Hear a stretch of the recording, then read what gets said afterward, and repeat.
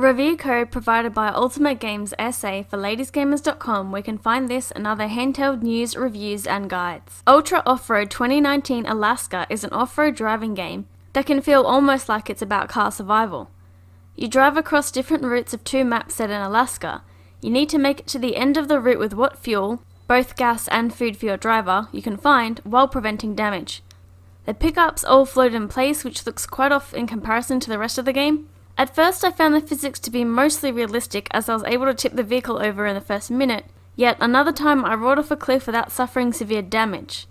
Sometimes I could get completely stuck, while others my vehicle would lift itself up without issue. Your hunger, fuel and damage levels have numbers. Using food, fuel and tools you can fill them back up. Otherwise the car will stop or your vision will decrease severely. The routes have various trails, but they don't lead you straight to the goal, as some loop back or go completely elsewhere.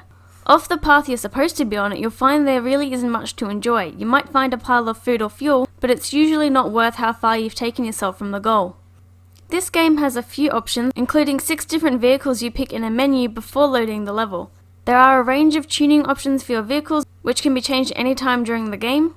If you turn free driving on before a level, then you can proceed as normal, but will not need to collect fuel or worry about damage. That said, you could still get yourself stuck on top of a mountain with nowhere to go but the title screen. I found the graphics to be pretty subpar, and the range of vision is quite small. It looks about the same both handheld and docked. There's also no first-person view, and even changing the minimal options I was often struggling with the camera, which is a terrible thing, especially when driving around mountaintops or trying to navigate. Outside of the looping menu music, sound is minimal. Most of what you'll hear is the loud sounds of the car. When you have cleared a route, the game will take you to the next one, but if you exit, it will say Start New Game. Don't worry, as it has saved that you've unlocked the next one.